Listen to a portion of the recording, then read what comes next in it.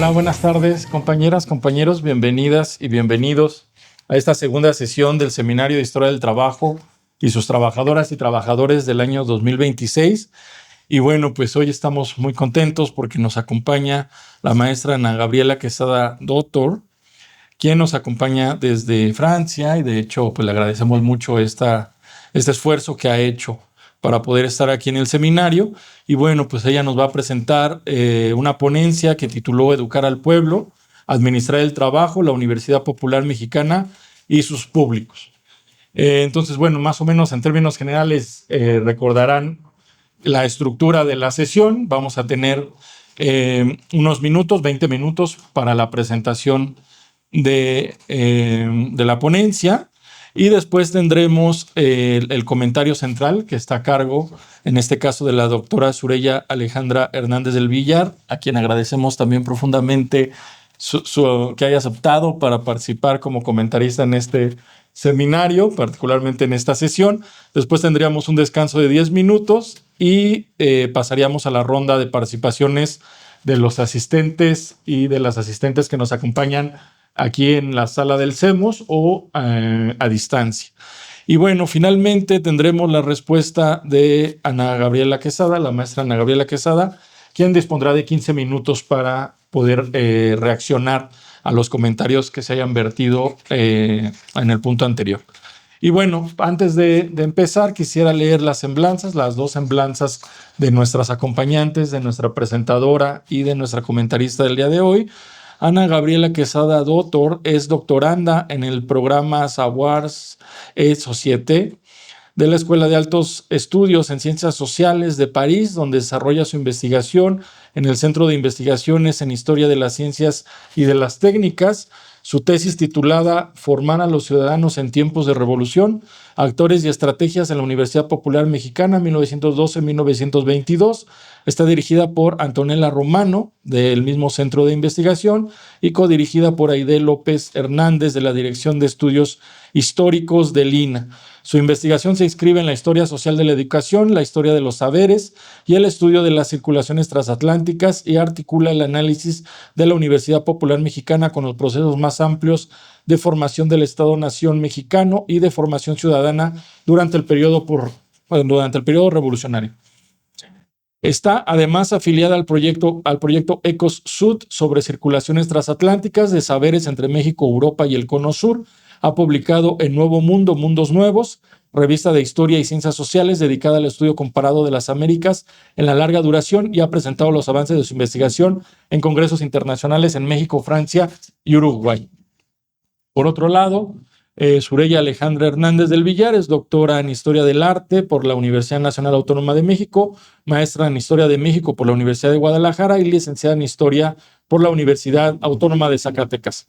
Pertenece al Sistema Nacional de Investigadores y realizó una estancia postdoctoral en el Instituto de Investigaciones Históricas de la UNAM entre 2023 y 2025. Actualmente es investigadora asociada del Seminario de Investigación sobre Historia y Memorias Nacionales y miembro fundador del Espiral, Seminario Permanente de Investigación sobre Revistas de América Latina del Instituto de Investigaciones Filológicas de la UNAM.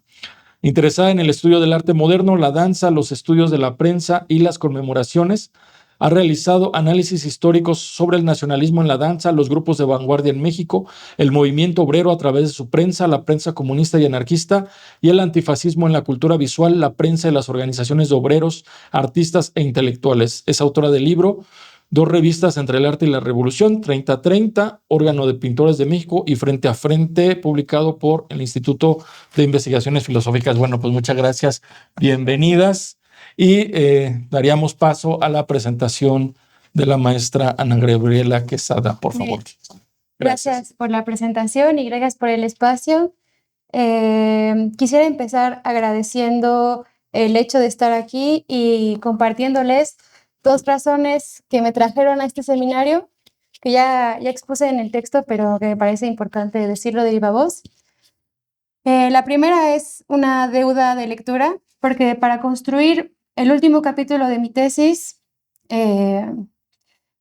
fue esencial la lectura de uno de los frutos de este seminario, y me refiero al libro el mundo del trabajo, perspectivas, posibilidades y diálogos interdisciplinarios, que Heréndira me recomendó en el stand del CEMOS en la Feria del Libro del año pasado y que cambió sustancialmente la perspectiva con la que pude analizar a los públicos de la UPM, que ya me parecía importante, pero que no tenía herramientas analíticas suficientes para hacerlo.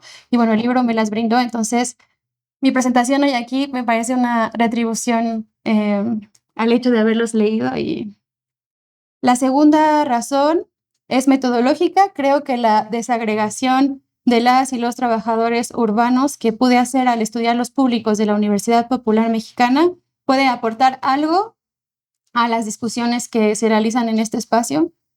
Y bueno, el objetivo de la presentación que voy a hacer hoy es compartir elementos generales que puedan servir de contexto para el texto que circuló. Entonces, voy a comenzar hablando de la UPM, después voy a explicar de manera general el balance historiográfico de la institución y los principales rasgos de mi investigación frente a los huecos que identifico en el trabajo realizado hasta ahora sobre la UPM. Después hablaré de los resultados más relevantes de mi tesis, que no son solamente referidos al público de la UPM, pero también a los benefactores y a los conferencistas que participaron en ella. Y por último voy a hablar pues, de los públicos de la UPM, que es lo que me trae aquí hoy, y de cómo el análisis de los públicos de la UPM nos dice o nos da pistas para comprender la administración del trabajo durante el periodo revolucionario. ¿Puedes poner la siguiente, por favor? Entonces, la UPM fue fundada en 1912 por miembros del Ateneo de México como una institución de beneficencia privada destinada, al menos en principio, a la formación del sector obrero de la Ciudad de México. En sus estatutos se proponía fomentar y desarrollar la cultura del pueblo de México, especialmente de lo que ellos llamaban gremios obreros. Las conferencias, que fueron su actividad principal, eran públicas y gratuitas y se impartían en la casa de la universidad o en los locales de asociaciones mutuales, sociedades científicas, templos evangélicos y asociaciones de empleados. 3 figuras concentraron el peso del proyecto. Se trató de Alberto J. Pani, ingeniero mexicano y primer rector de la UPM. También Alfonso Pruneda, que sucedió a Alberto J. Pani en 1913, volviéndose el rector y el actor más determinante para la continuidad del proyecto, porque gestionó no solo la logística de las conferencias, pero también fue el conferencista que más conferencias dio, ¿no? Entonces estaba como a cargo de toda la administración del proyecto. Y por último, Vicente Lombardo Toledano, que llega como secretario de la UPM en 1917 y que reestructura la UPM de fondo, separando la extensión universitaria de la educación obrera. Que hasta ese momento, en 1917, esa diferencia no existía en la institución.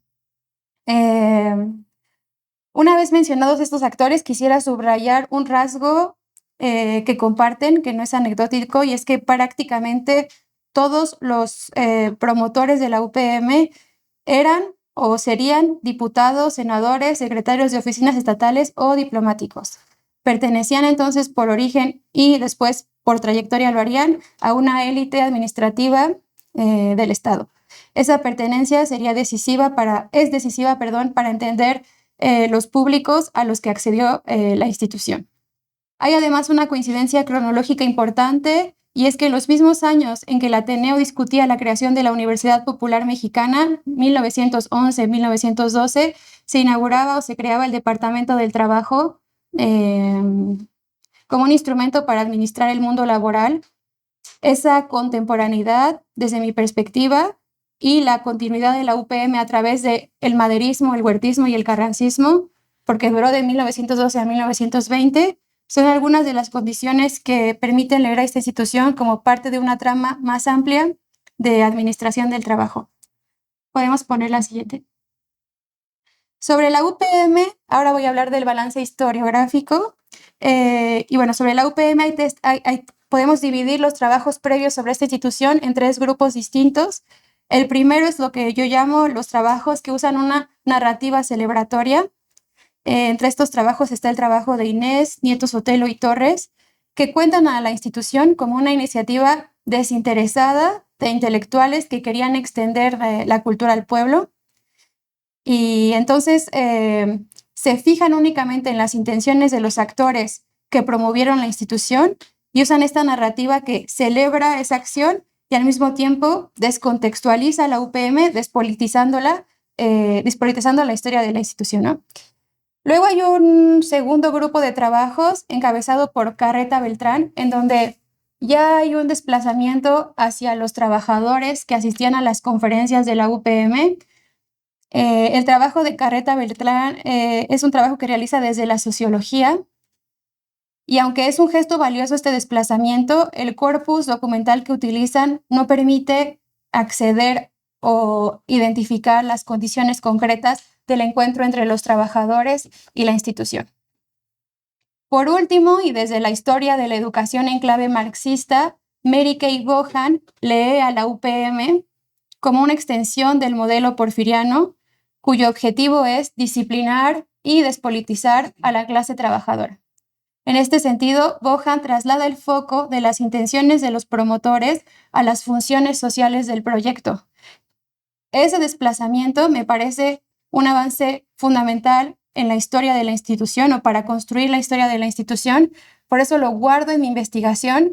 Sin embargo, identifico que el esquema binario que utiliza Bohan, élites que disciplinan trabajadores disciplinados, resulta insuficiente para explicar la lógica política de la UPM, en donde aparecen pues una heterogeneidad de públicos y que escapa, ¿no?, a esta dicotomía. Podemos tener la siguiente. Entonces, en términos generales, el punto de partida de mi investigación es, el objetivo principal es situar la institución mediante un cambio de escalas que diversifique a los actores, y en este sentido la tesis trabaja en 3 ejes, ¿no? Investigué el grupo de los benefactores de la UPM, el grupo de los conferencistas y los públicos de las conferencias frente a la historiografía que solo ha dado voz mayoritariamente a los productores del proyecto, ¿no?, a los miembros de la TNM en particular. Siguiente, por favor. La pregunta que articula el conjunto de mi trabajo es la siguiente: ¿cuál fue el proyecto político de la UPM entre 1912 y 1920? Y dentro de esta pregunta ubico una más específica, que es la siguiente: ¿qué nos dice la composición real de su audiencia, la audiencia de la UPM, sobre la noción de ciudadanía y sobre la noción de utilidad, que es la noción que utilizan los promotores de la UPM para definir a un ciudadano? Ellos definen un ciudadano como un hombre o mujer útil para la sociedad.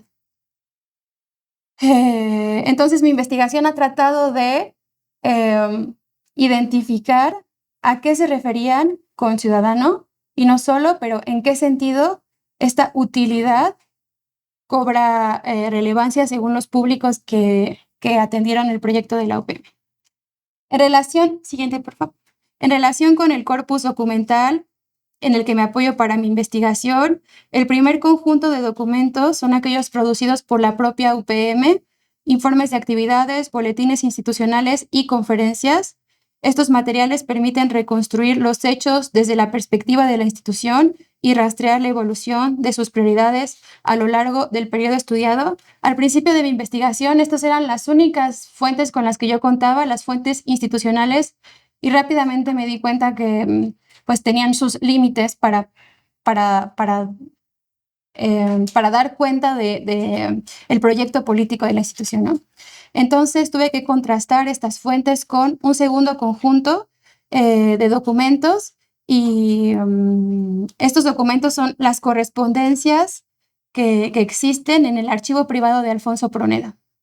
Y a través de estas conferencias pude identificar de manera más fina las redes de relaciones que articulaban a la UPM con actores políticos, tanto del periodo maderista como del carrancista.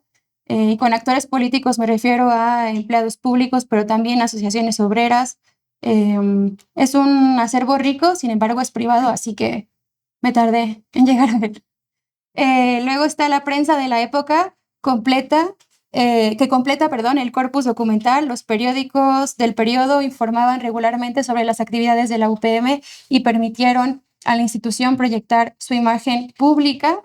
Y por último, hay algunos documentos de otras instituciones públicas con las que colaboró la UPM que también fueron fundamentales para la investigación, específicamente las del Departamento del Trabajo y las del Consejo de Salubridad, con quien la UPM trabajó de manera estrecha.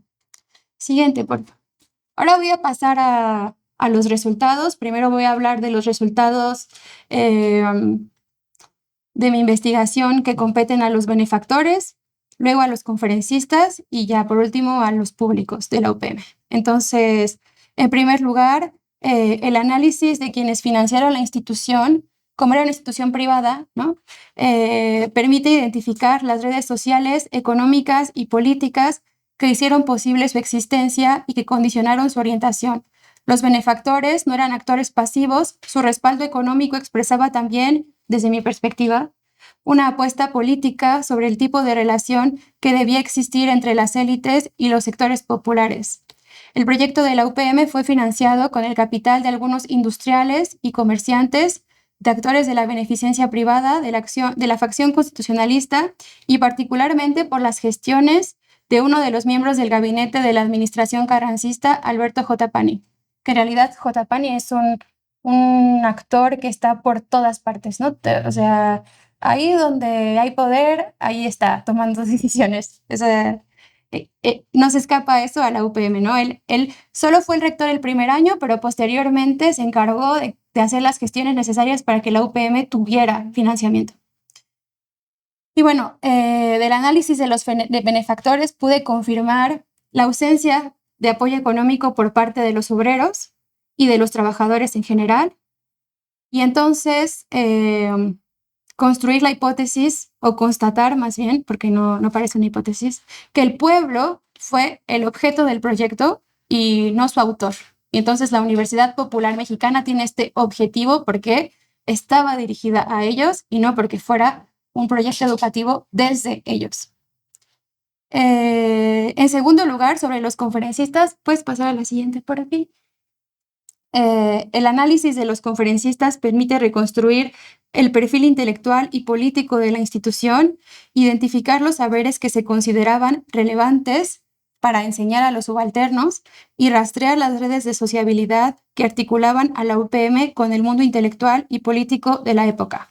Respecto a esto, las intervenciones de los conferencistas se pueden dividir en dos periodos distintos. El primero, que va de 1913 a 1916, los conferencistas eran sobre todo lo que yo llamo hombres y mujeres de ciencia, todos afiliados a alguna sociedad científica, ya sea la Antonio Alzate o la Sociedad Indianista Mexicana, y sobre todo a la Sociedad de Profilaxis Mexicanas, Sociedad Mexicana de Profilaxis Sanitaria y Moral. Sus conferencias en este sentido estuvieron dedicadas a la higiene y a explicarles a los subalternos sobre el amor al trabajo como un deber ciudadano. En un segundo periodo, los hombres y mujeres de ciencia dejan de ser los titulares de las conferencias y comienzan a serlo los estudiantes, que se abren paso a partir del nombramiento de Vicente Lombardo Toledano como secretario de la UPM. Y estos estudiantes son prácticamente todos miembros de la llamada generación 1915, y eso, van a apostar sobre todo a diferenciar la estructura de la UPM entre extensión universitaria y educación obrera. Y esto no es un fenómeno aislado, pero un reflejo de lo que está pasando en Latinoamérica y el movimiento de los estudiantes en la reforma universitaria y en la propuesta en toda Latinoamérica que comienza a partir de 1920 sobre la creación de universidades populares dirigidas por los estudiantes. Bueno, podemos pasar entonces al análisis de los públicos, que revela límites. Bueno, el análisis de los públicos me permitió identificar límites y alcances del proyecto. Dentro de los límites está pues la ausencia de los obreros industriales, que era el público que en el origen del proyecto era el público objetivo de la UPM, pero que realmente no se consolidó ningún tipo de colaboración entre asociaciones de obreros industriales y la UPM. Y parte de sus alcances, pues, si bien no llegó a los obreros industriales, la UPM llegó por lo menos a 3 públicos diferenciados entre los trabajadores y trabajadoras, lo que yo llamo la élite de los subalternos, para diferenciar a los empleados menos precarizados, a los trabajadores menos precarizados, y estos son los empleados de comercio y los empleados del ferrocarril, que no los ferrocarrileros, ¿no? A los subalternos más precarizados, mujeres trabajadoras y clases humildes, y a los sectores medios urbanos compuestos por médicos, maestras, maestros y estudiantes universitarios. Siguiente, por favor. Llegar a estos resultados representó un desafío metodológico mayor, mismo que antes se enfrentó Carreta Beltrán, como lo mencionaba. Las conferencias de la UPM, al ser públicas y gratuitas, no dejaron registros de asistencia, y si los dejaron, pues no se conserva ninguno. Entonces, esta ausencia documental explica en parte por qué los públicos quedaron al margen de los trabajos, como el de Claudia Beltrán, y pues fue dejó al descubierto la necesidad para mí de construir un corpus documental que me ayudara a comprender las condiciones concretas del encuentro entre los trabajadores y la UPM. Siguiente, por favor. Entonces, para lograr construir este corpus documental, primero registré sistemáticamente las sedes donde se impartieron conferencias. O sea, no hay ninguna lista de participantes a las conferencias. Por lo tanto, yo tuve que crearme mis propias herramientas para poder verlos en la UPM. Y tuve que ir a buscarlos ahí donde había algún indicio de su presencia. El primer indicio estuvo en las sedes que en algunas ocasiones mencionan sobre las conferencias de la UPM, ¿no? Entonces, armé una base de datos sobre los lugares en los que se realizaban las conferencias, y así pude ir identificando sociedades, actores, asociaciones con las que frecuentemente la UPM colaboraba. En segundo lugar, siguiente, por favor. El acceso al archivo privado Alfonso Pruneda me permitió trabajar con las correspondencias de Martín Luis Guzmán, que al inicio era el secretario del proyecto de la UPM. Estas correspondencias entre Martín Luis Guzmán y los directivos de diferentes agrupaciones me permitió conocer a quién había contactado la UPM, quién había respondido a su invitación y, sobre todo, qué había pasado luego con esa relación, porque no siempre que se contactó a una agrupación obrera o de trabajadores hubo una respuesta, y no siempre que hubo una respuesta se concretaban las conferencias, ¿no?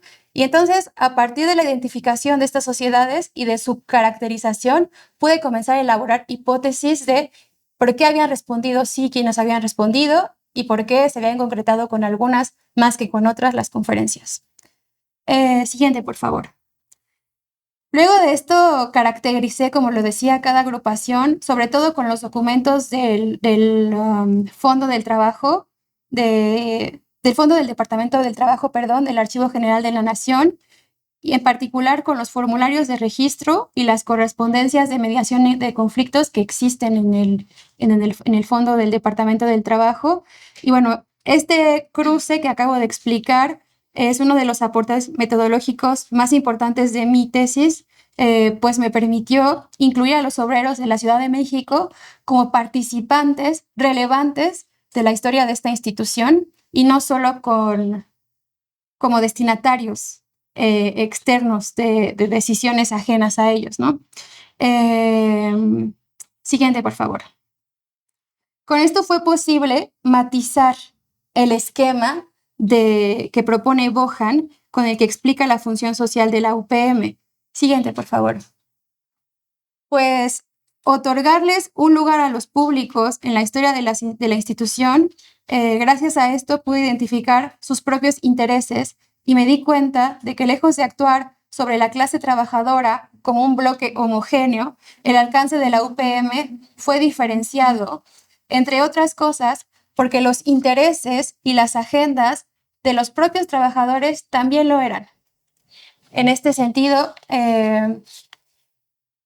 las motivaciones particulares que llevaron a cada sector a integrarse en una institución como la UPM, cuyo funcionamiento descansaba en la mediación y en la colaboración, más que en la confrontación por los derechos laborales, ha sido fundamental para mi investigación y ha transformado la pregunta sobre el éxito de la institución en la pregunta por las motivaciones que llevaron a las organizaciones mutualistas y no a las sindicales, por ejemplo, a atender el llamado de la UPM. ¿Por qué los empleados de comercio y los empleados del ferrocarril se sintieron interpelados por el proyecto de la UPM y no los obreros que participaban mucho más en la Casa del Obrero Mundial o en otro tipo de organizaciones? Estas preguntas que desarrollo en el capítulo 4 de mi tesis guardan el interés por la función social que Bohan evocaba, pero complejizan su respuesta, pues al considerar los horizontes de los múltiples actores y al desagregar la clase trabajadora en pues capas mucho más finas. Siguiente, por favor. El reconocimiento de esta heterogeneidad del mundo de las trabajadoras y los trabajadores urbanos en la Ciudad de México en el siglo XX me llevó a identificar que el discurso de la ciudadanía promovido por la UPM, acordémonos que la UPM buscaba formar ciudadanos, es decir, hombres y mujeres útiles para la sociedad, funcionó como estrategia de integración segmentada. Es decir, cada grupo fue interpelado desde una lógica particular para conseguir un objetivo común, en palabras de sus promotores, ser considerado ciudadano. Es decir, un hombre o una mujer útil para la sociedad. ¿Y de qué manera fueron interpelados? Pues en el caso de los trabajadores urbanos, desde la lógica del mercado laboral, lo que se buscaba, el sinónimo de utilidad y de ciudadano para los trabajadores urbanos era sobre todo pues ser buenos trabajadores, fiables, productivos, no hacer huelgas, reconocer al Estado como el árbitro legítimo de la mediación de los conflictos. En el caso de las mujeres, la ciudadanización consistía sobre todo en su papel de madres y esposas y de formadoras de futuros ciudadanos. Y en el caso de la clase humilde, que nunca es detallada por los promotores de la UPM, pero que sabemos que se refiere a los públicos que encuentra en los templos evangélicos, a ellos solamente les dan conferencias sobre higiene y moral, ¿no? Permanecer limpios y no beber alcohol, por ejemplo, porque era inmoral. Y ese es el tema que gira en torno a ellos, ¿no? Y lo que se les exige o el condicionamiento que se les pone para devenir ciudadanos. Es obligación del ciudadano, para ser considerado como tal, ser higiénico. Siguiente.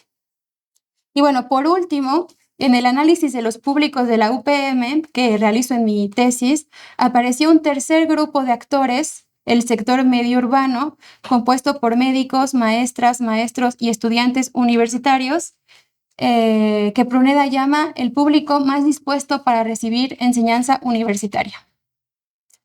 Este grupo de actores se vuelve más importante para la UPM como su audiencia cuando la UPM estrecha lazos con organismos públicos como la Dirección General de Educación Pública, el Consejo Superior de Salubridad y la Escuela Normal. Frente a este último sector, lo que propongo es que, a diferencia de los grupos anteriores, los trabajadores urbanos, las mujeres y la clase humilde, este público, los sectores medios urbanos, no era un destinatario final, pero que parece, como llegan casi al final de la institución, a su vida, parece más bien como si fuera una función, como si fuera una estrategia, como si este sector medio urbano cumpliera la función de ser un enlace casi estratégico para llegar a donde la UPM no podía llegar, ¿no? Al tener al sector medio urbano como su mayor audiencia, la UPM se encargaba de formar a los formadores, de formar a quienes después estaban encargados de sanar al pueblo o de formar al pueblo en las escuelas. El auge de este público sucedió en un contexto en el que el Estado carrancista se reorganizaba tras los años más violentos de la guerra civil y necesitaba construir consenso y legitimidad. En este sentido, mi propuesta es que la UPM funcionó finalmente como un espacio donde los sectores medios urbanos se formaban como mediadores del proyecto estatal hacia los subalternos y llegaban allí donde el Estado mismo no alcanzaba a llegar. Siguiente, por favor. En suma, la composición efectiva de la audiencia de la UPM revela entonces una tensión. Aunque la institución se presentaba como una iniciativa de educación popular para los grupos subalternos, en la práctica alcanzó principalmente a quienes ya disponían de ciertos recursos educativos, aspiraciones de movilidad o estructuras organizativas compatibles con el marco institucional. Siguiente, por favor. Llegamos así a la pregunta que atraviesa el conjunto del texto que compartí. ¿Por qué la UPM llegó a estos públicos y no a aquellos a los que desea dirigirse? La respuesta, propongo, no está solo en su voluntad o en su discurso, sino en la trama institucional en la que la UPM se inscribió. El primer punto que apoya esta hipótesis es la decisión de la UPM de pasar por el Departamento del Trabajo para acercarse a las agrupaciones obreras.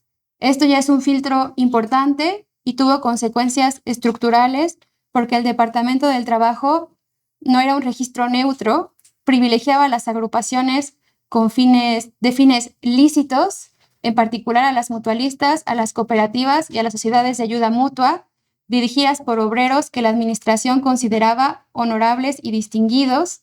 Los sindicatos combativos quedaban fuera del registro o del margen del Departamento del Trabajo. Entonces, cuando la UPM le pide al departamento los contactos de sus registros para poder llegar a los obreros, pues ya era un filtro importante para acceder al mundo de los trabajadores.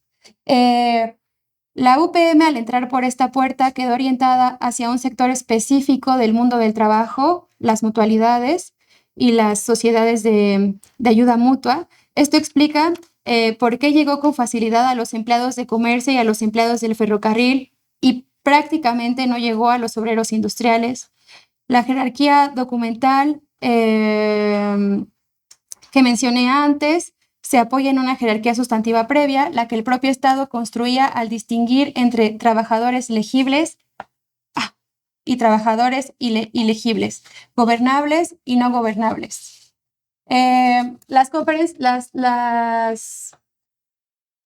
Hay otros puntos que apoyan la relación entre el Departamento de Trabajo y la UPM, y uno es que los dos tenían proyectos paralelos, conferencias obreras y dispositivos para administrar el trabajo femenino, en particular el trabajo de las mujeres.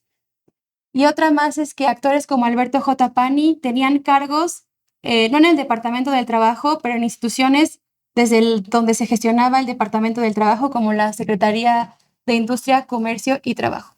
Y esto me lleva a concluir este horizonte que me gustaría dejar abierto para la discusión, es que la UPM no fue simplemente, o sea, este desfase entre el público que buscaba y el público al que llegó no se puede leer solamente como un fracaso en la extensión universitaria, pero sobre todo le da a la UPM un tinte de engranaje de la administración del mundo del trabajo en el México revolucionario. Muchas gracias por su atención.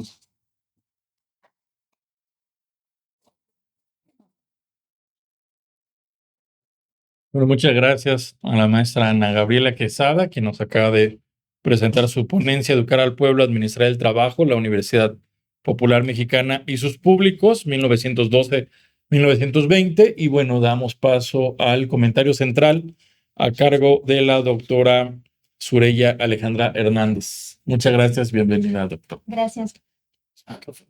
Bueno, primero quiero agradecer por este espacio, porque me hayan considerado y que me hayan otorgado su confianza, Mario y Miguel Ángel. Muchas gracias y me encanta estar aquí en Nos Vemos. Entonces, qué bueno que me tocó la sesión aquí. Y gracias también, Ana, por tu trabajo, por compartir tu trabajo. Y bueno, fue mucho más ilustrativa esta presentación porque nos das muchos más detalles de cómo se ha ido desarrollando tu tesis en general. Y yo espero que seguramente que lo hayas presentado acá con los comentarios que voy a hacer yo y que van a hacer el resto de los colegas, vas a poder generar nuevas reflexiones o más reflexiones, que es el objetivo del seminario también. Claro. Y qué bueno que haya derivado participación de una lectura de del producto del seminario. Yo te quisiera agradecer la claridad en la exposición de tus argumentos y en la definición de las categorías que utilizas y la definición de por qué son operativas para tu trabajo y, y que te permiten también construir de manera muy, muy clara el planteamiento, preguntas y la estructura de tu texto. También valoro este riesgo de proponer categorías analíticas y que también entren en diálogo con otras, quizá como las de Clark, para una construcción congruente de tu argumentación. Voy viendo mis notas para no perderme. Está bien. Y me parece también bastante valiosa esta propuesta de la desagregación, que sí considero necesaria, porque a veces pensamos como que el mundo de los trabajadores y las trabajadoras es un poco medio abstracto y metemos todo en un mismo paquete, y es interesante poder hacer estos matices de cómo se movía el mundo del trabajo.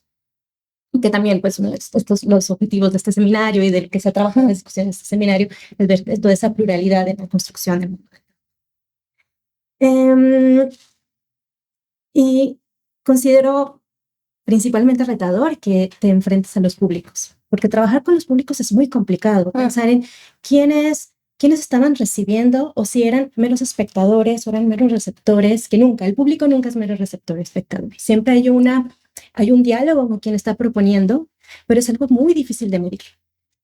Y a veces nos quedamos únicamente con crónicas de quienes asistieron, si aplaudieron mucho o no, si hubo una audiencia numerosa o no, si la gente se aburrió. Y digo, bueno, yo que trabajo con artes escénicas y se colgaron de las columnas o no para acercarse más a las bailarinas, pero sí, casi siempre es una visión mediada por cronistas que nos están contando de su perspectiva, también como público, pero un público con una mirada un poco privilegiada, como es que otros están recibiendo o interactuando, porque siempre hay una interacción. Y es un sujeto, el colectivo de los públicos, muy abstracto, muy complicado, muy difícil de aprender, y que tenemos pocas fuentes para trabajarlo. Entonces considero muy retador muy retador tu aproximación. ¿Más alto? Sí. Bueno, se escucha, ya. Perdón. Luego tengo una voz muy chiquita, tengo vocita rata. Entonces, voy a intentar proyectar un poco más. Se me olvida, como estoy aquí Bueno, y además, en este periodo que tú trabajas, y en el periodo postrevolucionario, hay cantidad de proyectos culturales que están pensando en hablar con los trabajadores, con los obreros, con el pueblo, con las clases trabajadoras, con las clases populares, y que se quedan muchas veces en un texto programático, textos programáticos que a veces en realidad no tienen esa intención de llegar a clases trabajadoras, a obreros, al pueblo y demás, sino que es una construcción utópica, y más bien desde proyectos muchas veces artísticos, proyectos culturales e intelectuales, que se quedan en eso, que tienen la intención de quedarse en el discurso. Entonces ahí sí te preguntaría, ¿cómo consideras esta posición del Ateneo, que es la posición del Ateneo de México, que a pesar de que sí es importante, y también eso valoro ahora que lo comentas, que hagas este cuestionamiento a la historiografía que ha trabajado la Universidad Popular Mexicana, y que desplaces la visión apologética, que se ha construido bastante, la visión apologética desde la historia intelectual, y reivindicando el valor del Ateneo de México y de toda la genealogía de este proyecto, desde la Sociedad de Conferencias, el Ateneo de la Juventud, el Ateneo de México, y después todo lo que deriva de ahí. Entonces, ¿realmente ellos querían eso? Esa sería como que una gran pregunta. ¿Realmente ellos querían llegar al pueblo? Y ahí también te permite cuestionar la noción de fracaso, que yo diría que no hablaras de fracaso al momento de hablar de los alcances de la universidad, porque muy probablemente en realidad no eran esas sus intenciones, como sucede con muchos proyectos culturales de la época, que lo plantean de una manera más bien discursiva, literaria, programática, pero y además en la época de los manifiestos, donde todos son utopías que idealizan a los interlocutores, pero muchas veces no pretenden hacerse efectivos. Bueno, y ahora quiero pasar a algunas otras preguntas y a pensar otras posibles reflexiones que podrías hacer sobre tu trabajo. Yo entiendo que solo es un pequeño fragmentito y que no te da para explayarte mucho en este espacio que has tenido para el seminario. Pero aún así hay algunas inconsistencias en la periodización, en el texto, y que me generaron dudas respecto a cómo se movieron las conferencias en relación con los públicos que estás estudiando. En el título nos dices que vas a hablar del 12 al 20, que yo entiendo que es la vida de la institución. Sí. Y en el texto dices, he revisado del 12 al 18, que tiene que ver con cómo se desarrollaron las conferencias. Pero la mayoría de las conferencias que nos presentas están entre el 15 y el 16. La gran mayoría. Entonces, ¿qué está pasando en ese momento para que la universidad esté promoviendo tanto estas conferencias? ¿Qué está pasando dentro de la estructura de la universidad, pero también en el contexto educativo más amplio? Y en relación al movimiento obrero, los vínculos con los trabajadores, que estamos pues ahí con el carrancismo encima. Entonces, ¿cómo está resolviendo la universidad en este contexto?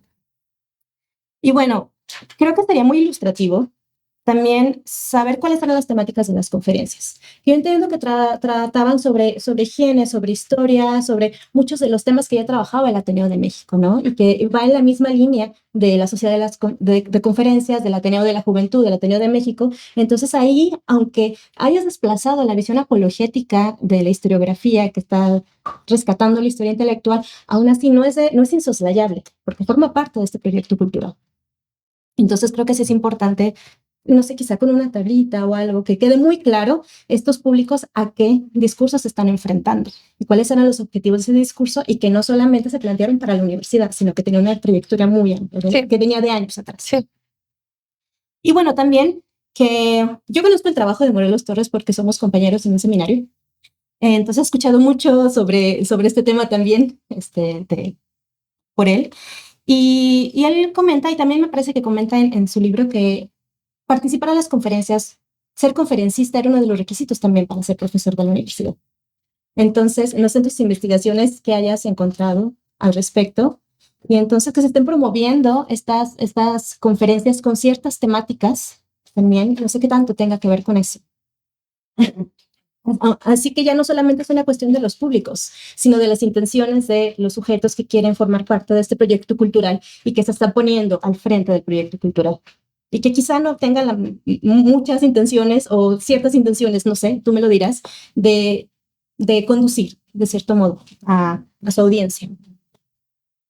Y también el mismo Morelos Torres, y quizá ahí sería interesante que nos comentara si lo has trabajado, si lo has encontrado, o también si tienes fuentes al respecto, sobre las conferencias que él menciona que hay conferencias que le pidieron los talleres de Nonoalco, y que los obreros de Nonoalco también estuvieron en otros, fueron sujetos de otros proyectos culturales y artísticos. Entonces, ¿qué pasa con los obreros de Nonoalco, con la fábrica de calzado Excelsior, con la Unión de Mecánicos Mexicanos, que no aparecen acá y que también solicitaron conferencias o formaron parte de este proyecto de las conferencias?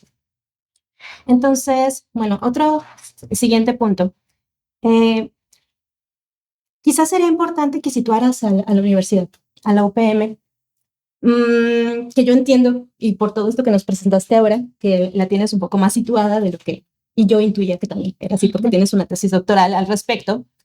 Pero, insisto, con este origen de su establecimiento, quiénes están detrás, las intenciones del Ateneo de México para dictar estas conferencias, los motivos de la extensión universitaria, porque después de todo es un proyecto de extensión universitaria. Entonces ya ahí hay una carga también semántica y una intención que si estaban pensando en formar buenos ciudadanos, pero también estaban dejando de pensar en la universidad, y que no solamente son diplomáticos, funcionarios y tienen estos vínculos entre la universidad y el departamento de trabajo, sino que tienen un vínculo con la Universidad Nacional. Entonces ahí hay otra institución que entra en juego, y que sería bueno que trajeras acá a colación para ver cómo está interfiriendo este otro proyecto en la noción de formar ciudadanos útiles para la sociedad, y de llegar como extensión universitaria a sectores que no llegan a la universidad. Y bueno, lo que te decía, la conferencia es un formato que ya practicaban. desde principio de siglo. Y algo que también considero importante es que quede muy claro que funcionaba como una organización de beneficencia pública. Entonces, Privada. Privada. Que funcione de este modo, como organización de beneficencia privada, ¿a quién beneficiaba también? Los benefactores, cómo operaban. Entonces, no resulta tan extraño que trabajaran con mutualidades, si es un asunto de beneficencia. Cómo se beneficiaban los benefactores, cuál es el perfil de los benefactores, que yo entiendo que tienes otro apartado dedicado a eso, pero que en esto de la formación de los públicos y las proposiciones de las conferencias, entonces queda ahí un poco suelto cuál era como el marco general que englobaba este proyecto. Y bueno, te decía, hay otros proyectos educativos dirigidos a trabajadores, pueblo, obreros, situarlo también en diálogo con este contexto. Y quisiera insistir en esto de 1915, 1916, que parece que, por lo que nos muestras, que hubo un auge en las conferencias y en el surgimiento de proyectos con esta escuela que hicieron para obreras y sirvientas. Pero también en ese momento se funda la Escuela Racionalista de la Casa del Obrero Mundial. Entonces, no sé si hayas encontrado algún vínculo, diálogo que hayan querido hacer con la Casa del Obrero Mundial. Y bueno, esta es otra apuesta que tienen los obreros, las organizaciones obreras desde el anarcosindicalismo, y que es una apuesta educativa, cultural también. Y en ese momento la Casa del Obrero Mundial, para mantener un poco, y desde antes, para mantener un poco ahí el perfil no tan incómodo para los gobiernos que también tuvieron que atravesar, que son estos mismos que atraviesa la Universidad Popular, procuran ponderar el proyecto educativo y cultural, que tienen objetivos muy similares, pero ellos sí están llegando a los obreros y se están proponiendo cosas muy específicas para los obreros y que no están pensando en que sean los buenos ciudadanos, sino que haya igualdad entre hombres y mujeres, que estudien juntas. Bueno, hay una serie de cosas que propone la Escuela Racionalista que ahora no vienen al caso, pero también sería interesante que contrastaras estos proyectos. ¿Se me acaba el tiempo? No, todavía tenemos. Estos proyectos anarcosindicalistas que además vienen de la Escuela Racionalista de Ferrer y Guardia. Entonces, y que es un proyecto además que tenía mucho tiempo queriéndose establecer y que no se pudo por la deportación de Moncaliano. Entonces, y que nos habla de cómo están buscando también educarse el movimiento obrero. Por otro lado, también está en 1915 la reforma de la Escuela Nacional de Artes y Oficios para Hombres. Ahí también hay otra apuesta para tecnificar un poco más la instrucción. Entonces, ¿cómo dialoga la universidad con esto?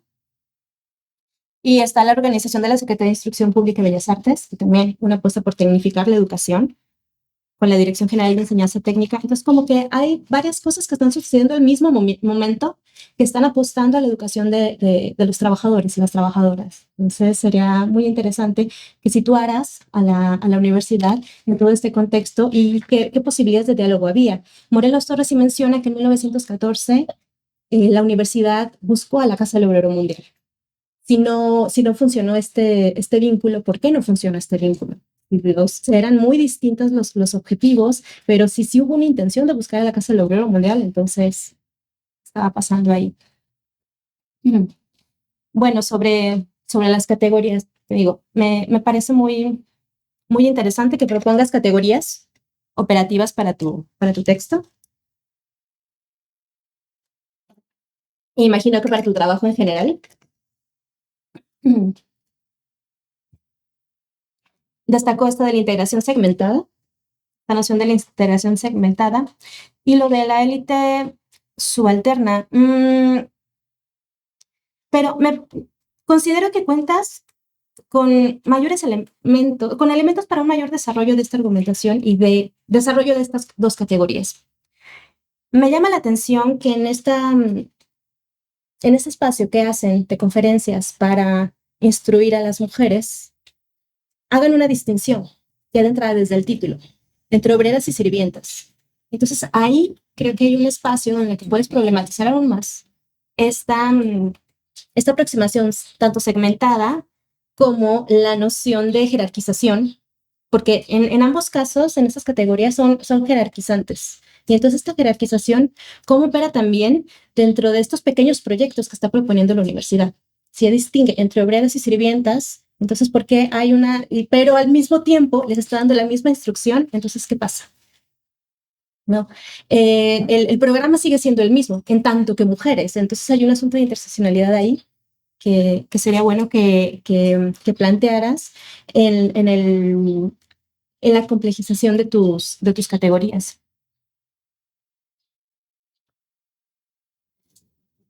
Y bueno, me llama la atención que contrapongas esta noción de élite subalterna con la aristocracia laboral de Clark.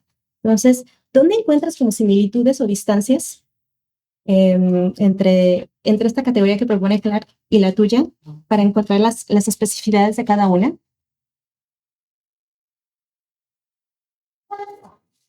Ya tengo 5 minutos. Ay, no, ya casi acabo. Sí lo logro. Sí lo logro.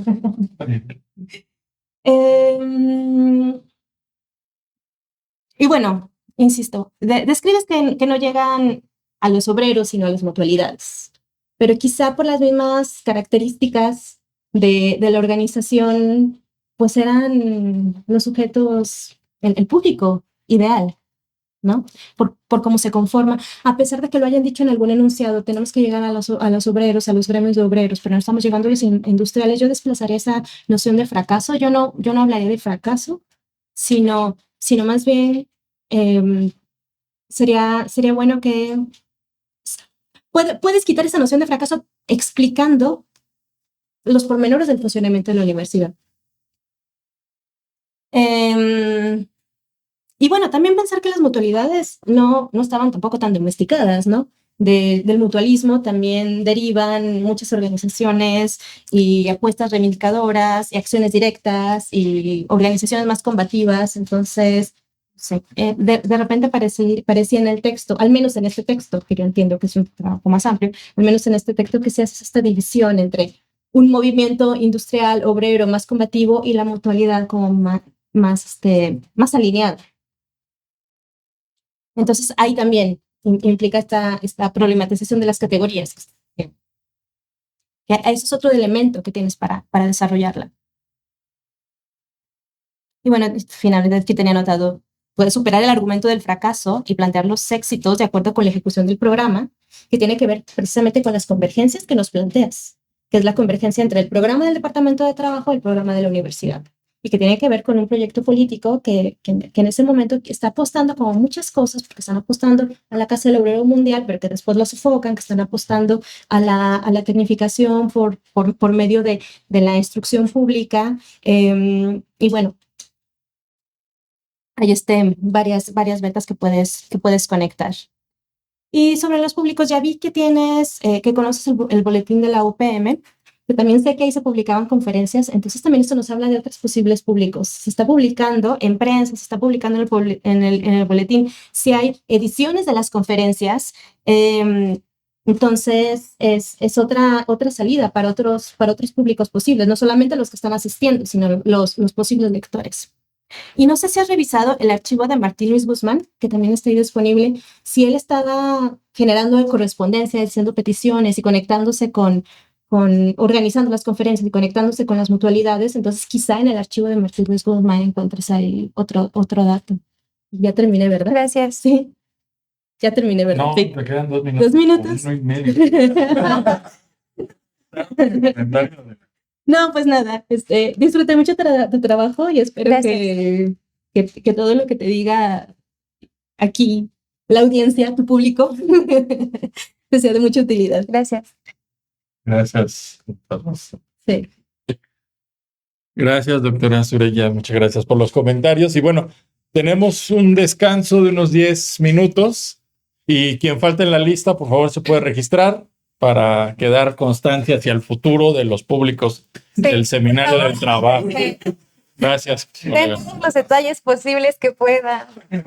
Bueno, entonces inscríbanse al formulario de También van a ayudar a alguien. Gracias. Bueno, hay café y galletas por si gustan tomar algo. Gracias.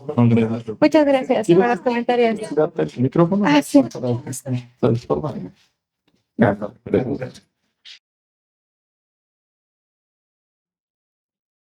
Hola de nuevo, regresamos al seminario, a la segunda sesión del seminario Historia del Trabajo. Y bueno, pues estamos vamos a comentar la ponencia Educar al Pueblo, Administrar el Trabajo, la Universidad Popular Mexicana y sus Públicos, 1912-1920, que acabamos de escuchar. Y también escuchamos el comentario de la doctora Surya Alejandro Hernández a esta ponencia. Entonces, bueno, tenemos 30 minutos para comentarios, preguntas, dudas acerca de la ponencia. Entonces, bueno, si gustan participar acá en la sala, pueden levantar la mano, o si gustan participar a distancia, pueden pedir, bueno, también levantar la mano y participar virtualmente, o mandarnos su comentario también en el chat del Zoom. Bueno, por acá hay dos compañeros. Vamos a darles el micrófono.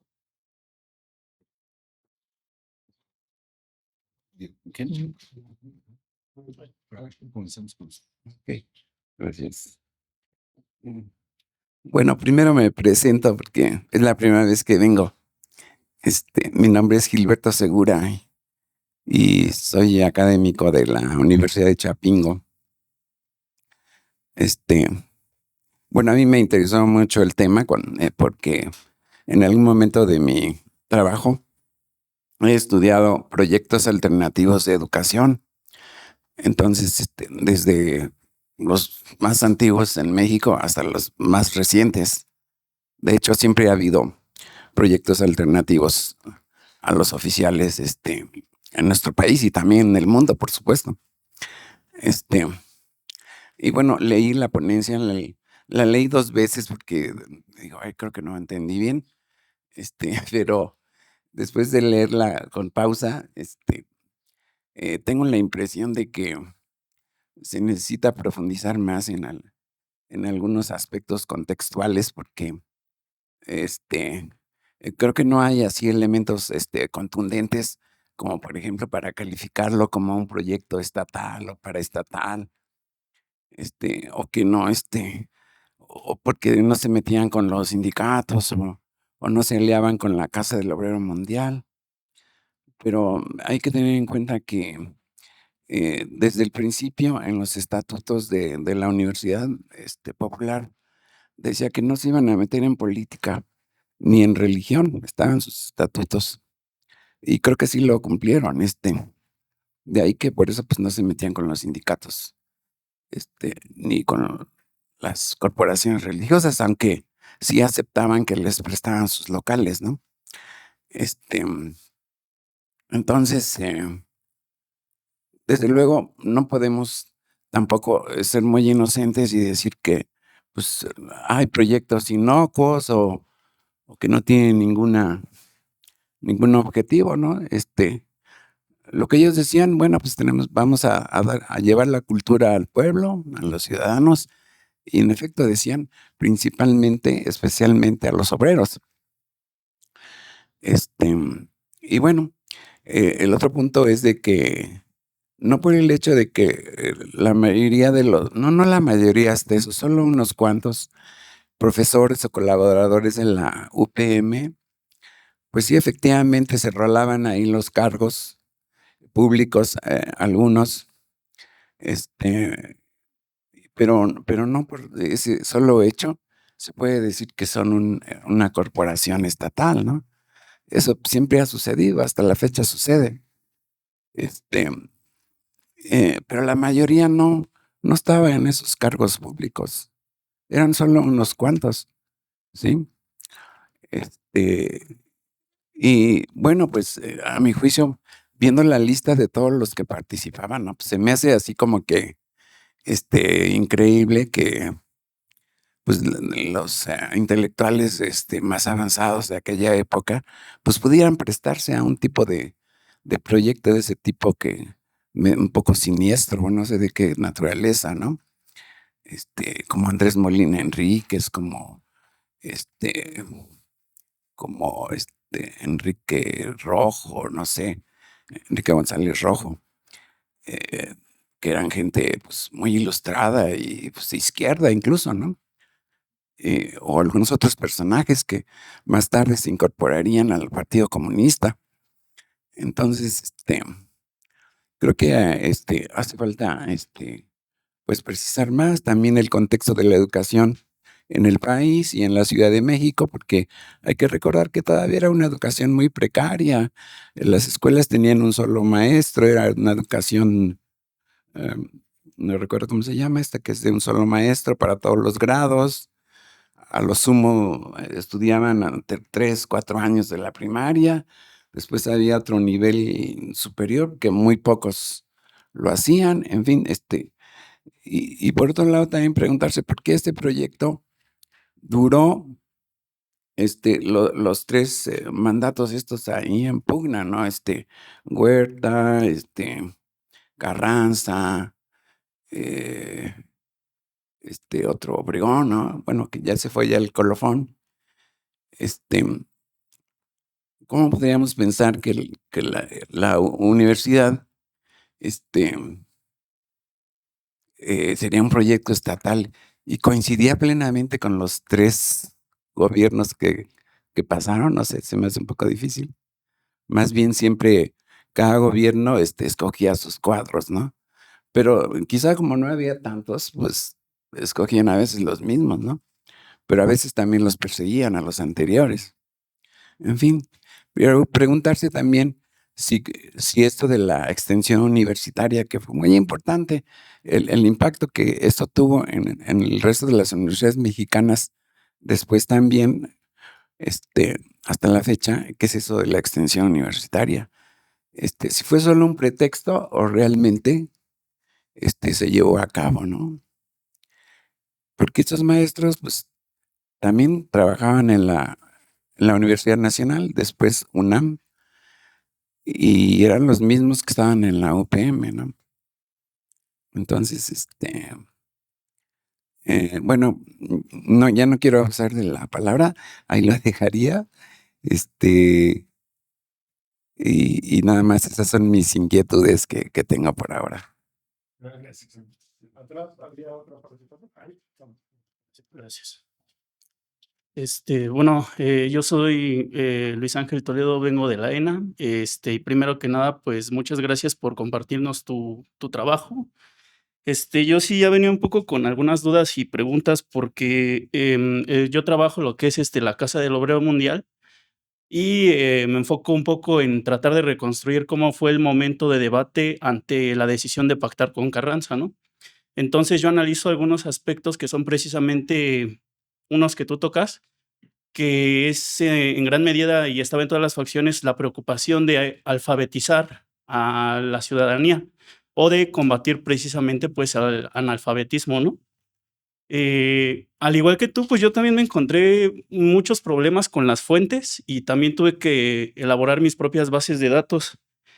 Y pues me doy cuenta que, bueno, la primera pregunta que tengo es si tú sabes algo o nos podrías contar un poco cómo fue el panorama de la UPM ante la lucha de facciones revolucionarias, que es de fines de 1914 y principios de 1915 o el año completo, ¿no? Eh, por ahí también mencionaste un poco el acercamiento que tuvo la sociedad moralizadora o las sociedades moralizadoras. Esto me parece bien relevante porque esas sociedades yo las había visto desde el aspecto macro, pero no tenía idea, por ejemplo, de esto que tú nos presentas, que es el aspecto micro, que es precisamente la UPM, ¿no? Y pues me parece genial, ¿no? Muy, muy perfecto porque estas sociedades tenían el objetivo específico de combatir lo que es el radicalismo del sindicalismo. Bueno, todavía no era precisamente propiamente sindicalismo, sino socialismo libertario o sindicalismo libertario, ¿no? Todas estas vertientes, yo he visto que pues no son una práctica nueva, sino son algo de antiguo régimen. Por antiguo régimen me refiero a que vienen desde el porfiriato. Desde el porfiriato, estas sociedades moralizadoras pues pretendían justamente civilizar o enseñar un modelo del ciudadano perfecto, del trabajador, y es algo que también se preocupó la Casa del Obrero Mundial, ¿no? De qué hacer con el tiempo libre, qué hacer con el ocio, el alcoholismo, etcétera, ¿no? La religión, bueno, en el caso de la Casa del Obrero. Y me parece bien interesante porque también, en la facción carrancista hay mitos, ¿no? Sobre que Carranza era un comecuras, etcétera. Pero yo creo que para este periodo, pues, no era tan así, ¿no? Tiene esa raíz del pacto que posteriormente digamos, los militares o los jefes militares se radicalizan en cuanto a ese anticlericalismo. Y bueno, esto también me gustaría preguntarte si tienes alguna especie de programa o modelo de qué es lo que cómo era el modelo educativo, ¿no? Ya nos contaste un poco qué es lo que se enseñaba, que era, pues, clases de historia, geografía, etcétera, ¿no? Pero si cumplían, por ejemplo, como en el caso de la Casa del Obrero, con un programa propio de la escuela racionalista, que de hecho a mí se me hace un poco ambiguo, ¿no? Porque en el discurso es racionalista, pero yo veo que en la facción carrancista, precisamente por este miedo a combatir la ignorancia o el analfabetismo, hay una vertiente positivista que permea, que se bifurca, ¿no? Por un lado es la de corte spenceriana, que se enseña desde el racionalismo europeo, y por otro, la que es propia de los anarquistas, ¿no? Con Kropotkin, que justamente combate un poco al darwinismo social. Em, y me parece relevante porque ahí en tu texto tú te preguntas, ¿no? ¿Qué pasa con los indígenas? Y yo veo que justamente por lo menos en el constitucionalismo en general, hay la intención de erradicar por completo no solo al analfabetismo, sino pues combatir a los surianos, que son precisamente pues los indígenas, los pueblos indígenas. Y bueno, sería todo por ahora.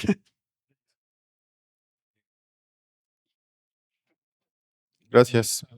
El otro día. Gracias por la ponencia y por los comentarios. Una pregunta breve, em, que sobre el apartado que tú titulas Las más precarizadas o precarizadas mujeres trabajadoras y clase humilde, porque pues me parece bastante relevante, ¿no? Que hay como toda una sección de la UPM dedicada a las mujeres o a las mujeres trabajadoras. Mm.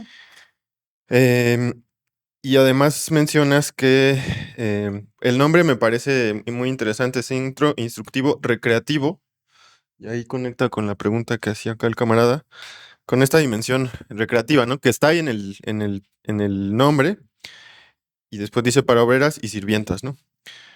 Me llama la atención ese componente en el nombre de esta sección.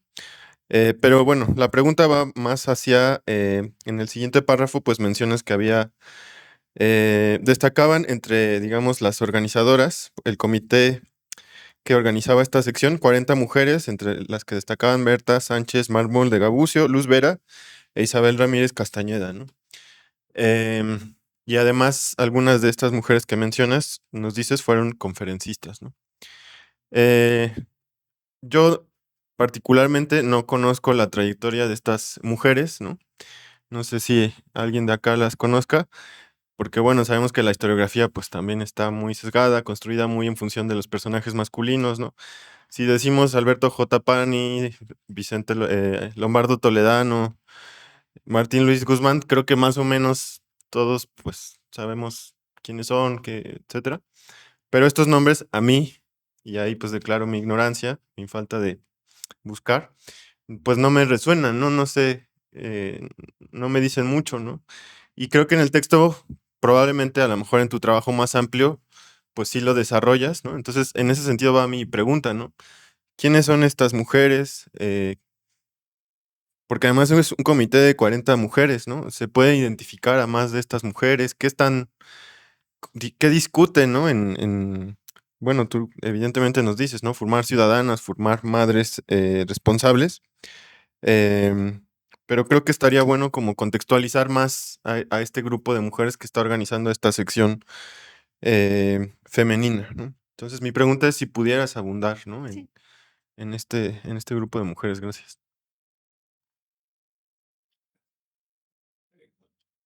Bueno, vamos con Diego y luego vamos con Daniel. ¿Vale? Sí.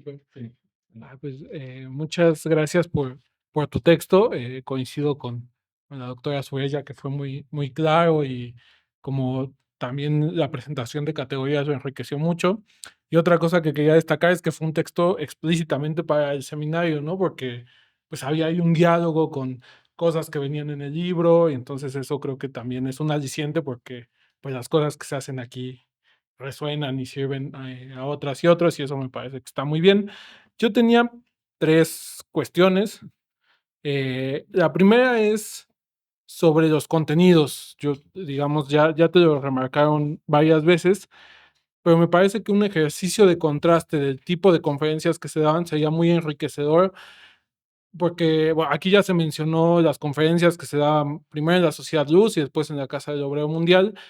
Yo añadiría 2 que pueden ser interesantes también como para situar el proyecto de la UPM en ese contexto. El Departamento de Trabajo y su Centro de Investigaciones, del que justo tuvimos aquí una presentación, que sería interesante que pudieras platicar con la colega que presentó, y del propio movimiento estudiantil y los, digamos, procesos que están viéndose en la universidad, no solo con estos que serán los 7 sabios, sino con los estudiantes. Ahí seguro conoces el libro de Román Robinet sobre el movimiento estudiantil en la revolución, que creo que puede ser interesante contrastar los 3 programas, porque lo lanzo como hipótesis, va a haber tal vez más semejanzas de las que pensamos con esto que te comentaba Luis, como este horizonte civilizatorio de la lucha contra el alcoholismo, el higienismo, todo, crean vasos comunicantes y compartidos de las mutualidades y los sindicatos en esa época, ¿no? Creo que eso sería muy esclarecedor. Em, Después hay una parte que casi no la mencionaste en tu presentación, pero que viene en el texto que a mí me parece interesante, que es la idea de que la universidad funcionó como una suerte de cantera para nuevos cuadros del Estado que se estaba formando. Eh, yo creo que eso es una condición compartida de todas las organizaciones. Si vemos las elecciones municipales de 1919, se presentan candidatos de la casa, Celestino Gasca, varios más, y tal vez una manera de conocer más a estos públicos y a estos conferencistas sería hacer un rastreo de trayectorias. Si algunos de los que participaron en pues en estos espacios terminaron como funcionarios, ¿no? Que es una categoría que se comienza a acuñar muy rápido después de los años pues, de guerra civil. Me recordó también un texto que tiene Mario sobre Sí. los funcionarios públicos, ¿no? Y los burócratas en esos años. Eh, y las últimas 2 cuestiones, me llamó mucho la atención el comentario de la doctora Suella sobre la periodización y cómo se concentran buena parte de las conferencias en 1915, porque eso es medio contraintuitivo, es el año con más hambre, con más incertidumbre política, las tomas y retomas de la Ciudad de México. Creo que ahí sí sería interesante preguntarnos qué tan fuerte es el vínculo con el carrancismo, porque es el año también de recomposición y de, digamos, perfilamiento de una suerte de protoestado, ¿no? Eh, entonces creo que ese vínculo también esclarecería varias cosas. Y lo último es una petición. Mencionas el archivo particular de Alfonso Pruneda, que nos cuentes un poquito de él. Ok. Gracias, Diego. ¿Podrías poner a Daniela Sebastián, por favor? Gracias. Y creo que ahí atrás había alguien más levantado la mano, pero ahorita. Adelante, Hola, Daniela. hola, ¿me escuchan? Sí. Perfecto. Bueno, un saludo a Miguel, a Surella y felicidades a Ana por tu trabajo. Bueno, me hizo pensar en un montón de cosas y evidentemente me llamaron la atención otras que están más encaminadas al trabajo de investigación que yo hago. Y bueno, tiene que ver inicialmente con el Centro Instructivo Recreativo para Obreros y Sirvientas, que me parece que confirma el hecho de que evidentemente, como tú apuntas, no todos los trabajadores fueron concebidos de la misma forma dentro del proyecto. Y entonces pensaba si en el sentido de que algunos trabajadores, decías empleados del ferrocarril, comerciantes, tuvieron capacitación técnica y política, y que como queda claro a partir de las asignaturas que les dan a las sirvientas, hoy trabajadoras del hogar, y que apuntaban mucho más a una formación moral de higiene y de domesticidad, si ese contraste te estoy jalando hacia otro tema porque sé que no es el foco, pero quiero escuchar tu opinión a partir de tu investigación. Si esa diferenciación permite pensar que se estaba, que más allá de profesionalizar el trabajo doméstico, que para nada era uno de los objetivos de la época, se termina reforzando una condición de trabajo o una idea, perdón, bueno, una idea de trabajo no calificado que va a quedar como etiqueta más allá de como estas nociones abstractas de las que nos hablas, si se coloca sobre estas mujeres pobres inmigrantes. Y pienso que coincide esta idea con algunos otros proyectos estatales de incorporación justamente de esas mujeres foráneas, que en realidad tuvo una lógica más de protección moral que de reconocimiento laboral. Y quería saber si tú en este análisis que haces de la Universidad Popular Mexicana lo detectas. Y por otra parte, que está un poco relacionado, si crees que la Universidad Popular Mexicana, pero como parte de este conjunto de otras instituciones e iniciativas que conforman una especie de engranaje del mundo del trabajo posrevolucionario, si se construyó una noción de trabajo útil, ¿no? eh, que permitió esa clasificación de los trabajadores y que en efecto dejó al servicio doméstico en esa zona como ambigua, porque me parece que ahí se construyen una serie de nociones que van a hacer ruido y que van a continuar a lo largo de por lo menos la primera mitad del siglo XX, y yo diría que de todo. Bueno, y gracias y saludos.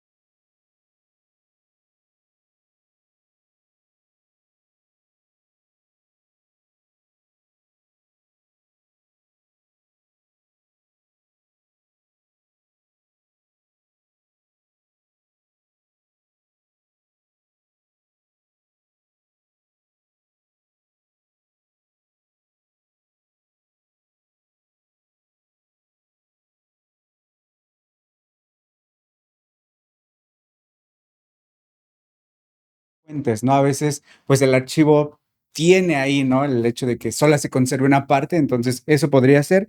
Y otra cosa que me llamó mucho la atención fue la relación con los templos evangélicos, ¿no? O sea, eso me brincó muchísimo porque yo dije, bueno, tomando en cuenta lo que hace rato señalaban sobre la posibilidad, o bueno, la idea de un estatuto jurídico que respondía tal vez a cuestiones no tan politizadas. ¿Por qué los templos evangélicos? ¿No? O sea, ¿son los espacios disponibles? ¿Hay algún vínculo entre el director? No, no lo sé. Y también pensaba, por último, pues sobre esta idea de la enseñanza o la participación femenina que hace rato rescataron. Igual no decía, ahora nos cuentas que se forma parte de un trabajo más amplio. Me gustaría saber si tú has dialogado desde, digamos, ya con una historiografía más enfocada hacia la cuestión de género, ¿no? Si tú has revisado esta como idea de la perpetuación, ¿no? La idea de seguir conservando esas relaciones o jerarquías de género, también con ese cruce clasista, ¿no? Que hace rato mencionaron entre la diferencia entre obreras y sirvientas, ¿no? Entonces, esas son solo mis preguntas. Gracias nuevamente. ¿Cómo se llama? No repitas tu nombre. Daniel Alejandro. Daniel, ok, gracias. Genial. Bueno, voy a leer dos comentarios que llegaron en Zoom. Y bueno, si alguien tiene ya una última participación, ya sería Mario. Bueno, de Ulises Ortega. Hola a todas y todos. Gracias por compartir el texto y la exposición. Yo tengo algunas dudas y son las siguientes. ¿Cómo se dio el desenlace de la UPM? ¿Conocemos sus principales motivos? ¿Sabemos si hubo alguna postura de la UPM y sus principales organizadores acerca de la huelga general de 1916? ¿O de la de profesores en 1919 al pensar su cercanía con el carrancismo? Gracias y felicitaciones. Y Fernando Viali Ávila dice, tengo 3 preguntas para la ronda siguiente. En el texto aparecen 2 categorías iniciales, obreros industriales y artesanos urbanos. ¿Hay posibilidad de caracterizarlos en función del contexto y de su contacto con la UPM? ¿Cómo conectamos la revolución y los proyectos organizativos y educativos de la Casa del Obrero Mundial con la UPM? Y 3, profundizar en la heterogeneidad del trabajo, quiénes o qué sectores están en la órbita laboral, y analizar la categoría de élite subalterna, cuáles son los elementos que permiten caracterizar dicha élite, por ejemplo, salarios, oficios, condiciones y costos de vida. Y bueno, esos son los 2 comentarios que tenemos a distancia. Y bueno, si no hay más, le daría la palabra a Mario, quien tiene un comentario, y pasaríamos a la respuesta de la expositora. Gracias. Okay. Bueno, pues muchísimas gracias por la ponencia y por la participación en el seminario. Yo tengo algunas cosas que las voy a decir muy puntualmente, ya por el tiempo. Una tiene que ver con con una necesidad de una diferenciación también entre las gestiones de las personas que están a cargo de la universidad, y yo creo que también por sus perfiles, no sé si se puede hacer, y lo pienso sobre todo entre Pruneda y Lombardo, ¿no? O sea, son perfiles diferentes, bueno, también Pani, pero Pruneda viene salubridad, ¿no? O sea, es como un personaje muy conocido en el ámbito de la salubridad, y Lombardo es como otro perfil, entonces ahí se puede ver diferencias también en cuanto a la gestión. Eso es como una pregunta general también. No sé si esas cosas, porque bueno, se agradece el texto, es un texto breve hecho para el seminario con una síntesis, me imagino que de varios capítulos. Bueno, dices que de un capítulo, pero hay otras cosas que superan, yo creo que ese capítulo de la tesis. El segundo asunto que a mí me quedó también y que valdría la pena, yo no sé si se hace en otro lugar del trabajo, es pensar en la categoría de mediadores. Porque a veces como que se enuncia, se habla de la categoría, pero poco se le da mayor contenido o se le da, o sea, ¿mediadores de qué? O sea, en realidad, ¿de qué es lo que están mediando? Creo que eso es algo que sería muy interesante poderlo explorar y poder profundizar en el asunto. Una tercera cosa tiene que ver con, ya lo decía ahora Diego Bautista, que aquí presentaron un trabajo sobre el Departamento del Trabajo. Es una tesis que está en curso, que esperemos que pronto termine la autora, que se llama Romina Báez, de la UAM Iztapalapa. Y ella encuentra, creo que valdría la pena revisar que ustedes se comuniquen, porque ella está explorando este periodo en el Departamento del Trabajo y ella encuentra que, a diferencia de lo que uno pudiera pensar, el Departamento del Trabajo comienza a fortalecerse durante el huertismo. Entonces creo que también puede tener algún tipo de resonancia con lo que se está encontrando en tu trabajo, ¿no? En tu trabajo propio. Quizás también tiene que ver con esas relaciones, con lo que pasa, pues acá se dice esa relación cercana con el Departamento del Trabajo. Creo que sí valdría la pena como explorar y mirar, porque ella creo que tiene una tesis que va a ser muy importante, porque es un departamento que no se ha explorado con tanta profundidad como lo está haciendo ella. Y bueno, una última cosa, hay solamente una nota al final que dice que vale la pena diferenciar entre pueblo y obrero. Y bueno, es una cosa que se queda ahí como en el aire, que nos dejas, pero que no nos explicas, y que uno se queda con las ganas de saber qué es, pero no tienes que responder hoy, sino después en otro texto, porque no te va a dar tiempo para hablar de todo. Gracias. Gracias, muchas gracias, Mario. Muchas gracias a todas, a todos. quienes participaron en la sala y quienes participaron también a través del Zoom. Les agradecemos, compañeras, compañeros, primero por participar, por asistir y bueno, pues ahora por sus comentarios de todas y todos. Vamos a dar paso a una respuesta. Tenemos 15 minutos y bueno, le preguntamos como si tuviéramos aquí 4 horas, pero lo que logres Sí. reaccionar. Sí, muy bien. Gracias. Apunté las temáticas más populares en el sondeo de las preguntas y yo creo que voy a hacer el comentario así intento responder pues a la mayoría de las preguntas posible. Primero, ¿por qué en 1915 la cronología de las conferencias?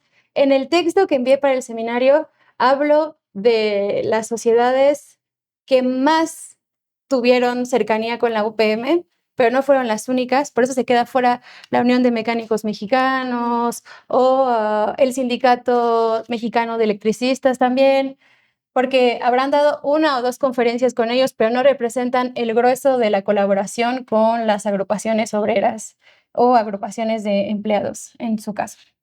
¿Por qué en 1915? Y bueno, por eso la cronología no respeta 1912 en 1920, aunque durante todo ese periodo hubo conferencias. En el texto parece como que solamente sucedieron en un periodo particular, pero no fue así. Sin embargo, el alza de conferencias en sedes que pertenecían a sociedades mutualistas como la Alianza de Ferrocarrileros Mexicanos, por ejemplo, o la Mutualista de Comercio, responde también a que en esa fecha, o sea, tiene una condición práctica también, es que en esa fecha la UPM pierde sus locales porque ya no puede pagar más. Entonces va a dar conferencias ahí donde le ofrecen un espacio y es justamente estas 2 sociedades quienes la acogen junto con la Asociación Cristiana de Jóvenes. ¿Por qué logra sobrevivir a este periodo caótico, ¿no?, de la guerra de facciones y tal?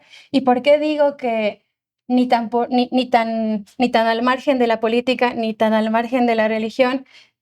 Por ejemplo, durante la guerra de facciones, la facción carrancista crea una sociedad de ayuda civil que se llama la Junta Revolucionaria de Apoyo al Pueblo, y esta junta da todo el dinero que tiene a la UPM para ayudar al mejoramiento de las condiciones materiales de los trabajadores, pero al mismo tiempo se está gestando pues la formación de los batallones rojos, y Pruneda al mismo tiempo declara: es en estos momentos cuando los gremios obreros necesitan de una sana orientación.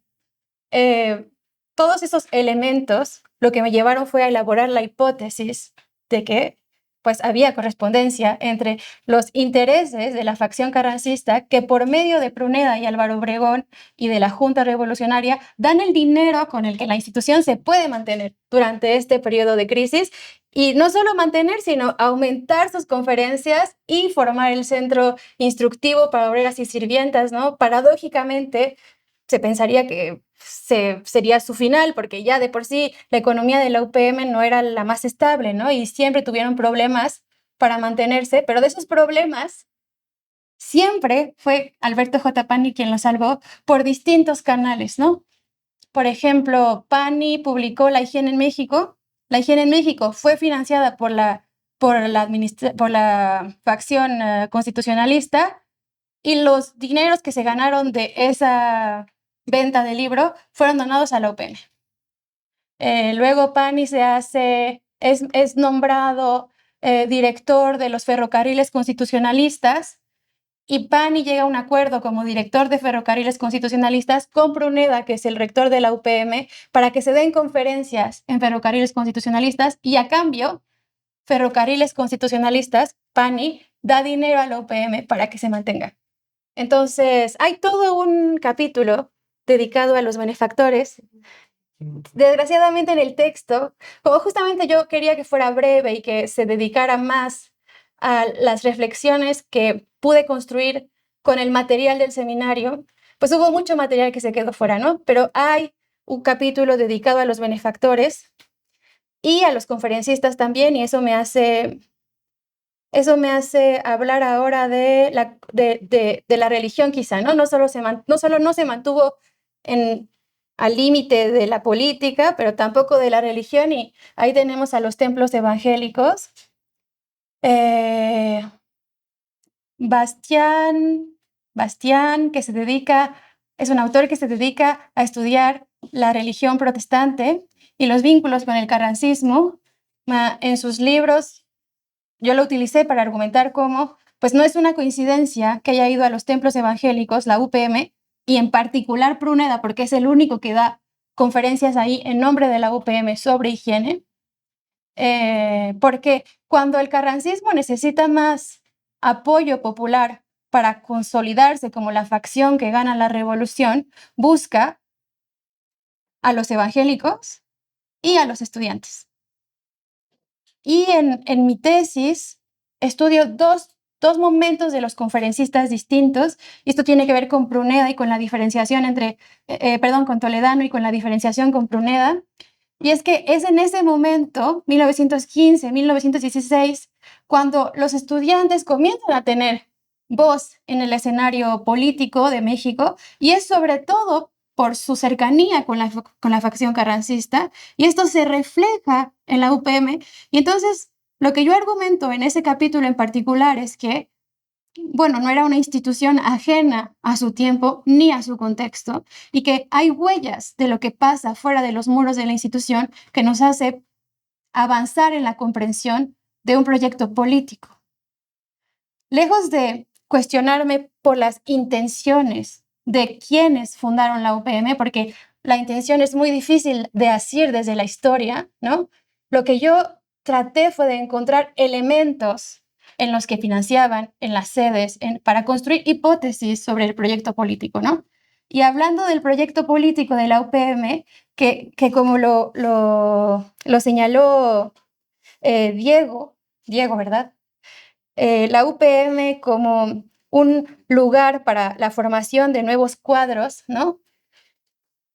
Teniendo esta idea clara en la mente y cruzándola con la Casa del Obrero Mundial, lo que yo observo es que los dos eran espacios de formación de cuadros políticos. Los dos estaban hablando de formar buenos ciudadanos, pero la agenda que había detrás del buen ciudadano de cada espacio no era la misma. Y en esta diferenciación me apoyé mucho en el libro de Alejandro Hernández de la Torre y Miguel Orduña Carson, que hablan sobre la educación popular y cómo la educación popular es una oscilación entre el control del pueblo y la liberación del individuo, ¿no? Como que coquetean con las dos, y es muy difícil justamente hablar de las intenciones, pero más bien pues hay que ir ahí al terreno a poder elaborar desde las pruebas que nos dan las fuentes, sesgadas como ellas mismas, ¿no? Nos pueden decir sobre cada uno de los proyectos, y la UPM y la Casa del Obrero Mundial compartieron no solo el hecho de ser centros de educación para los obreros, pero también conferencistas. Y hablando del positivismo, fue Agustín Aragón, el positivista, que dio conferencias en los dos lugares. Entonces, hay cercanías, sí, se cruzan, sí. Luego, no pueden aliarse para seguir juntas porque su agenda pues no se los permite, ¿no? Cuando yo comencé a estudiar la UPM, me acerqué a ella desde la historia intelectual y desde la historia de la institución. Pronto me di cuenta que la historia de la institución estaba completamente rebasada, o las preguntas que yo quería hacerle a la institución rebasaban la historia de la institución y sus herramientas. Y fue cuando me pregunté, leyendo los boletines de Alfonso Pruneda, los informes de Alfonso Pruneda, él dice, a ver, textualmente, ¿no? Los obreros no vienen a las conferencias, y a cambio de este público se han organizado otras audiencias.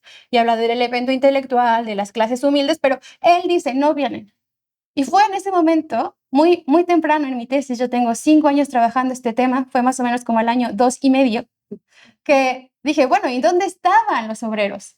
Si no venían a las conferencias de la UPM, ¿a dónde sí iban, no? Además de tener jornadas de trabajo extenuantes y que lo que menos querían era salir de la chamba para ir a la casa de la universidad a escuchar cómo no podían beber alcohol porque, ¿no? ¿Dónde sí iban, no? ¿Dónde sí estaban? Y así fue como yo llegué, totalmente ignorante de la historiografía del movimiento obrero en ese momento, a la Casa del Obrero Mundial.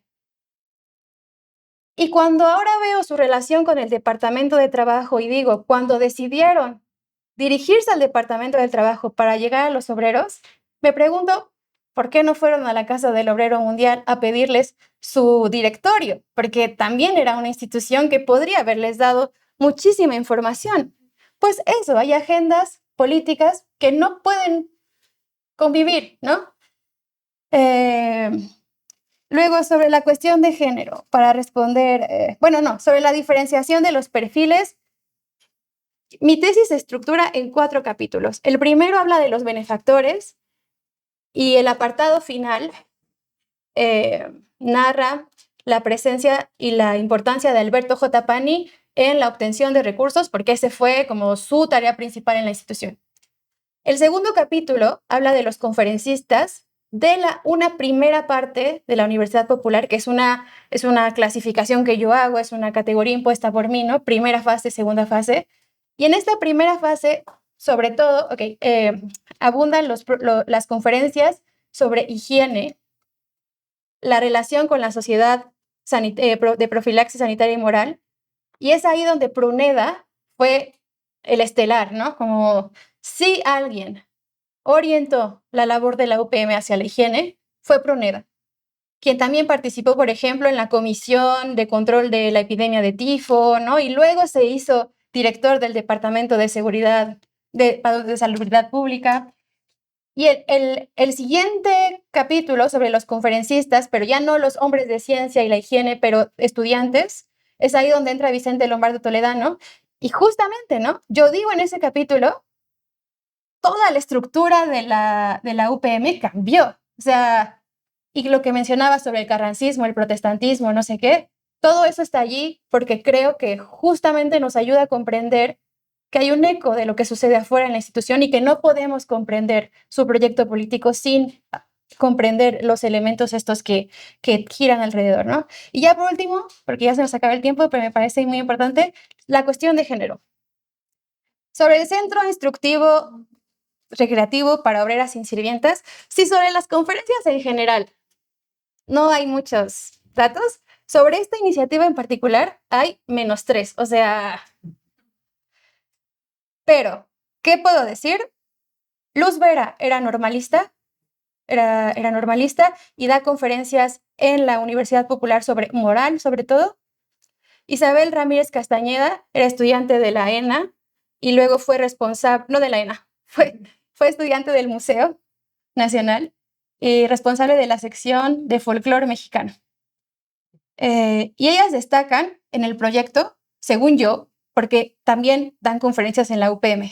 Pero lo que yo tengo es una lista de 40 mujeres. La mayoría de ellas sé que son egresadas de la Escuela Nacional de Altos Estudios y que estudiaron para ser maestras de alguna disciplina. Pero no se dice mucho más al respecto. Y por eso la desagregación obrera, sirvienta, hilar más fino al respecto es muy difícil porque no tengo muchos más elementos que los que me da, por ejemplo, la comparación entre los proyectos dirigidos a las mujeres trabajadoras del Departamento del Trabajo y la UPM. Pero bueno, eso y ya se acabó el tiempo, ¿verdad? Ya. Bueno, pues muchas gracias por sus comentarios y todo. Bueno, pues muchas gracias a la mesa Ana Gabriela Quesada. Bueno, como vemos es más amplio en realidad el trabajo, tiene más aristas. S3 es... perdón. Bueno, pues muchas gracias por la ponencia, por la respuesta. Se nota, bueno, el conocimiento acerca de este tema. Muchas gracias y muchas gracias a la doctora Surella también por participar como comentarista y bueno, pues les entrego sus constancias. Y bueno, pues a la doctora Suraya Alejandra Hernández, muchas gracias. Y a la maestra Ana. Muchas gracias. Se las mandaremos también en virtual por correo electrónico en los próximos días. Muchas gracias Gracias. por participar en el seminario. Y bueno, esta fue la segunda sesión del Seminario de Historia del Trabajo 2026. Y bueno, pues nada más, la próxima sesión será en la Casa del Tiempo y tendremos la ponencia titulada Los sentidos de la muerte, cultura política y represión en el movimiento obrero chileno del primer cuarto del siglo XX, y presenta el doctor Jorge Navarro López de la Universidad de Santiago de Chile. Y bueno, pues los esperamos, es el 17 de junio, pero bueno, sí, 17 de junio, jueves, entonces las y los esperamos. Y bueno, recuerden inscribirse al Seminario de Historia del Trabajo para poder recibir el texto. Bueno, ahorita me van a confirmar si es... ¿Es en mayo? 28 de mayo, perdón. Perdón, ya lo estoy confundiendo con las jornadas históricas de Tlalnepantla, pero el 28 de mayo. Jueves 28, bueno, ya les anunciaremos esas. Jueves 28 de mayo tendremos la sesión en la Biblioteca de la Casa del Tiempo y se presentará esta ponencia, Los sentidos de la muerte, cultura política y represión en el movimiento obrero chileno del primer cuarto del siglo XX. Las y los esperamos. Revisen también nuestros Facebook de Archivos Hemos y del Seminario del Trabajo y pueden registrarse en la liga del formulario de Google para obtener, para que les enviemos los textos con regularidad. Muchas gracias a todas y todos quienes vinieron acá al CEMOS, quienes nos acompañan a distancia, y nuevamente muchas gracias a nuestra comentarista y a nuestra expositora del día de hoy. Hasta luego.